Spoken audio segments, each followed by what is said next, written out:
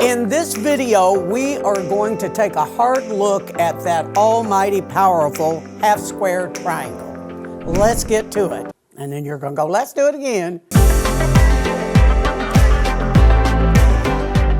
Gosh, it's good to be back with you folks. In trying to decide what we were going to be doing in this video, remember we stopped with our squares, rectangles, connectors, and we now need to cover what I think is the most important element in patchwork, which is that half square triangle.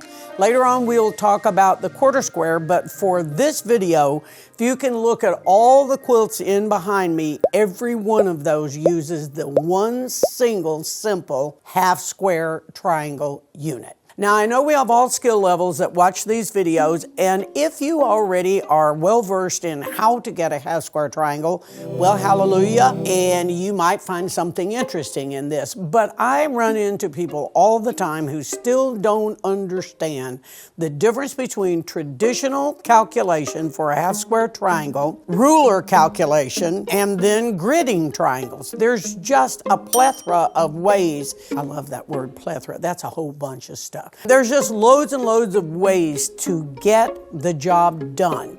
But if you are not versed in how it's done traditional, and you come across a pattern that gives you some weird way of doing it, you're like, oh, I don't want to do that. How would I do it? So hopefully I can break it down to you in just the ABCs of here is a half square triangle unit.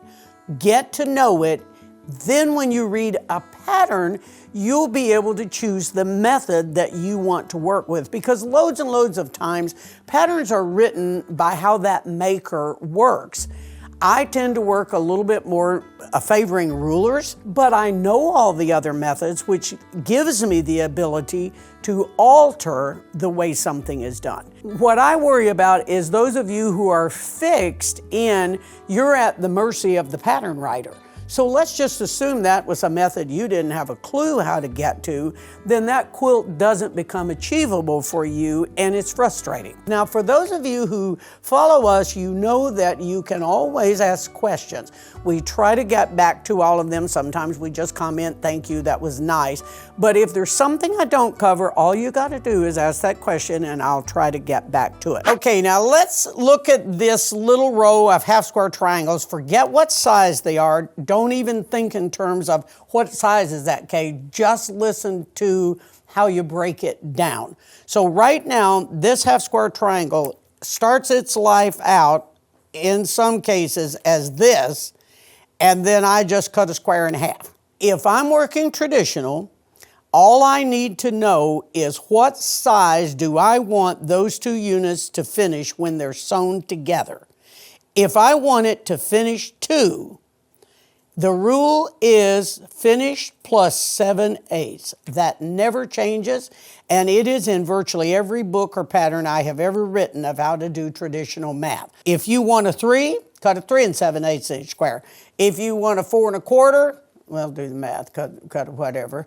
It would be 3 whatever. 7/8 finished plus 7/8. 2-inch finished triangle is used loads in patchwork because we do a lot of 12-inch blocks and a lot of 6-inch blocks. So the math, I think 2 is an easy number for us to talk about. So if I wanted these little guys to all finish 2, and I didn't own anything, no specialty ruler or anything, I do have to have a ruler with 7/8 inch markings on it. And folks, if you don't have one of those, you want a ruler with a 7/8 inch markings on it.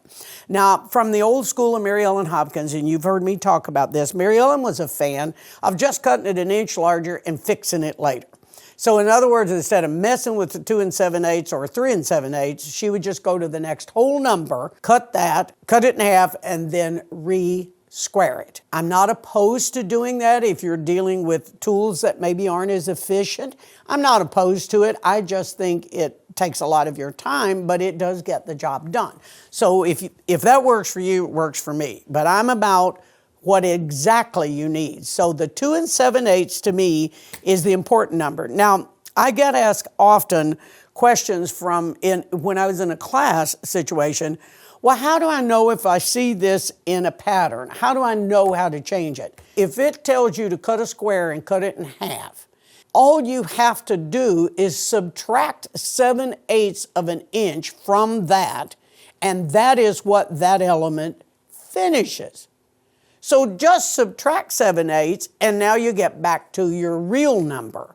I'm working all of this based on a 2-inch finished triangle. I don't care what yours is.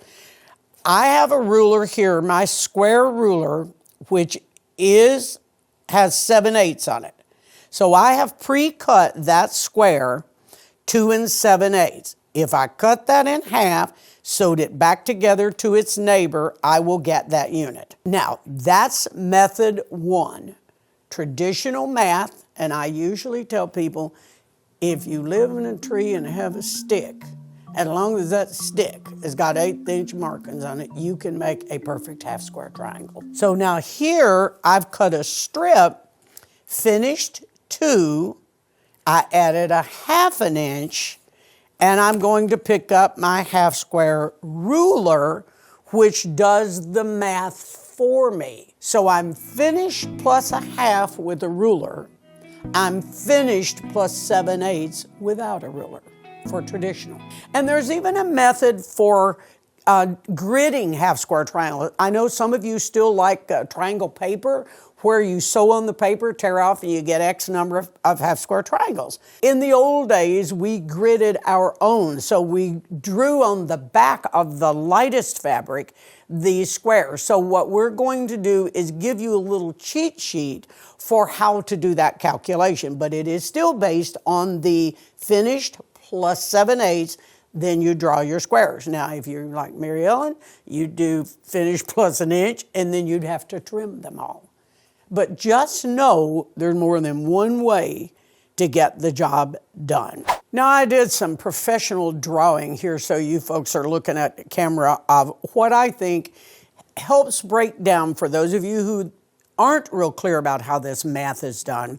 I did a 2-patch, a 3-patch, and a 4-patch, and patchwork blocks are broken down into a grid system of how many elements run across the block to get a finished unit. In this case, there'd only be 2, so it's referred to as a 2-patch, sometimes a 4-patch, which is a 2x2. Then there's the 3-patch, which is the traditional 9-patch setup, 3x3, and then we have a 4-patch.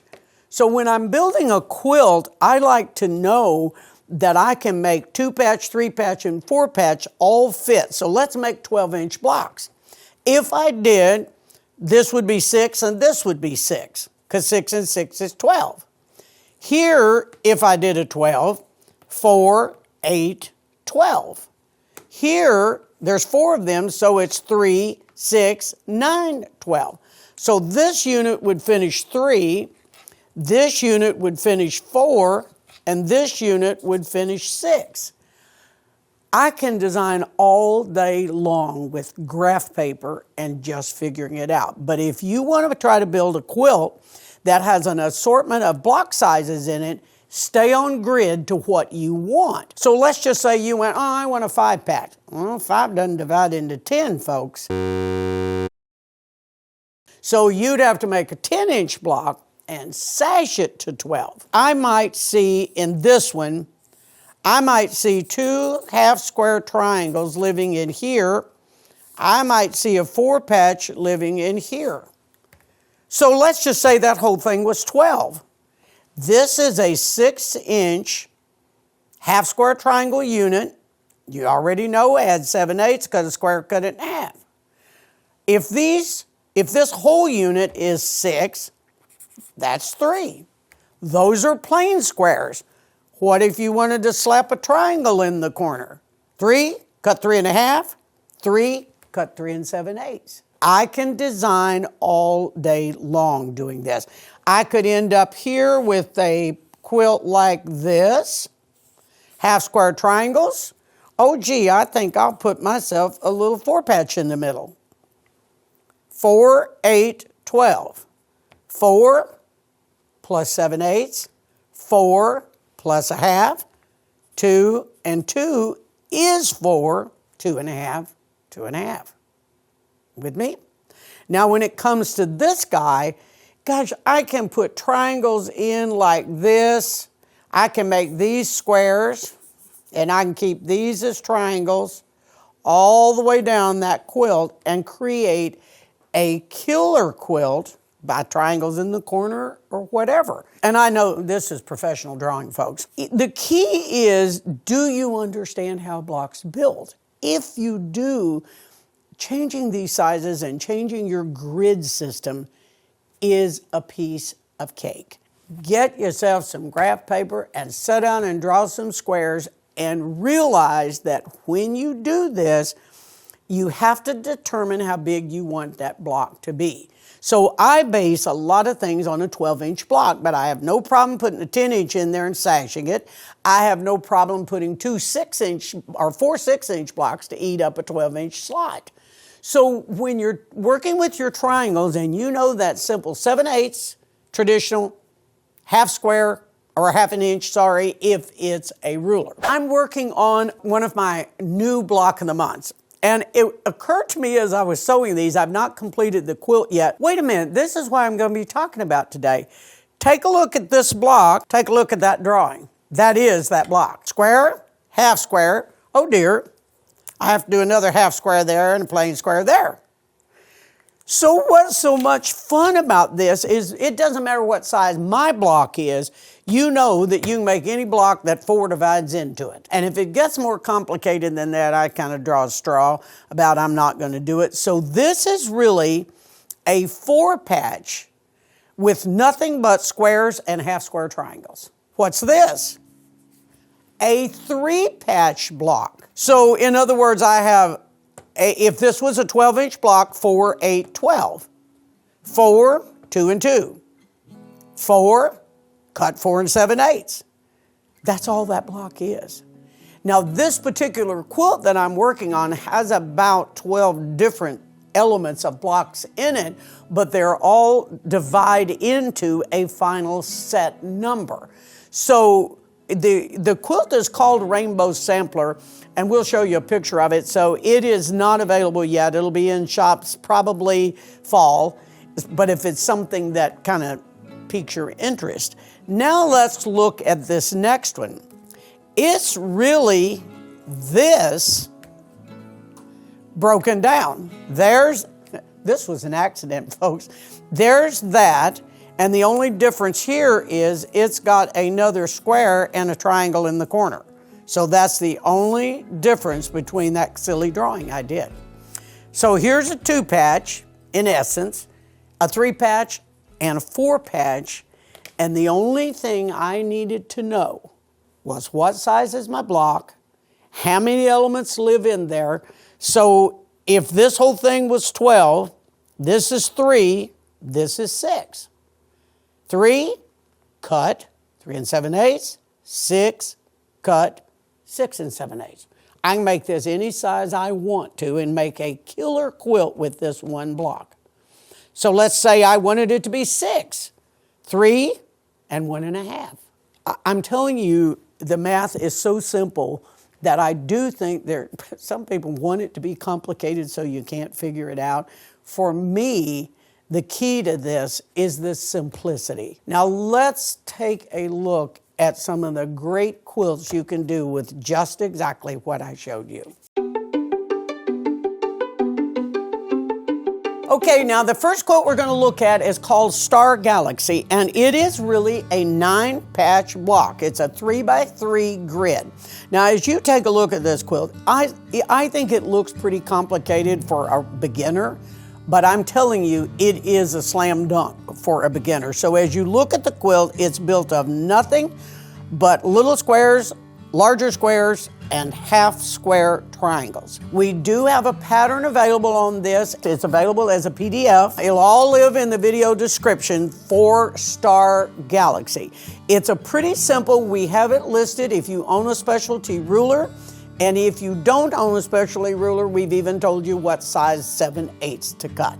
So you just simply cut that square. It's really a fun quilt. It would enlarge great. You could also change the grid size and make it smaller. Now the next project we'll be looking at is a little quilt I call Chelsea's Basket. And I did this eons ago because I had never found a pattern named. I had an antique quilt with this block in it, and then I redid a quilt, and my oldest granddaughter's name is Chelsea, so I did that little quilt and just called it Chelsea's Basket.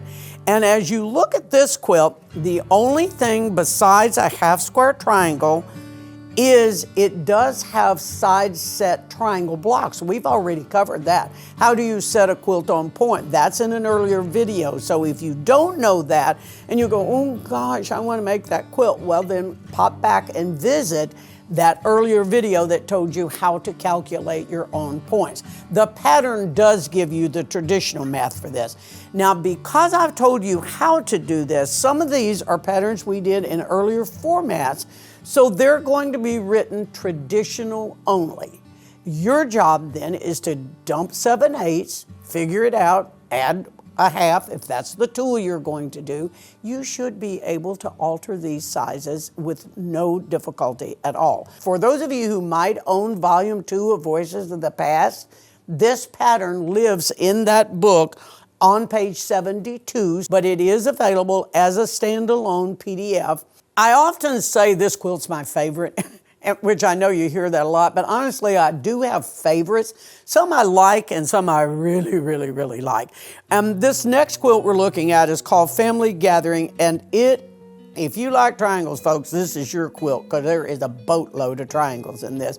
This is a quilt that I made, gosh, back in the 90s. I mean, it's like a long time, like late 90s, maybe early 2000 is, or whatever that's called, when I made this. And the Family Gathering is in Vintage Gathering. And Vintage Gathering, many of you have done the PDF download on this, so you already have it. If you do, it's on page 4 in that.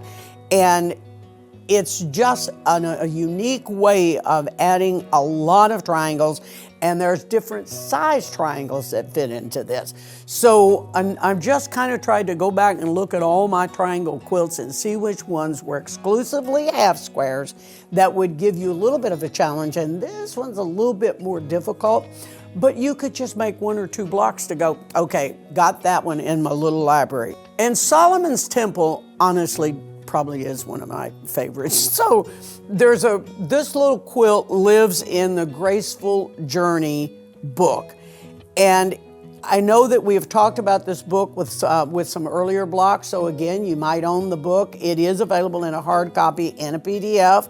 But this is really a dramatic use of half square triangles. And it reads, as you look at this quilt, the center motif could be something, I mean, it could be a scenic, it could be something in a toile, but it is all half square triangles and a creative use of how they're done. This particularly is really one of my favorite quilts. And Solomon's Temple is based on scripture, so this is really a great little quilt that you could continue building if you chose to. And our last project is another one that I think is pretty simple. This is called Lost Ships, and it's in our little book called Scrappy Patches. Again, we have talked about that book, and the quilt is on page 22 in the book.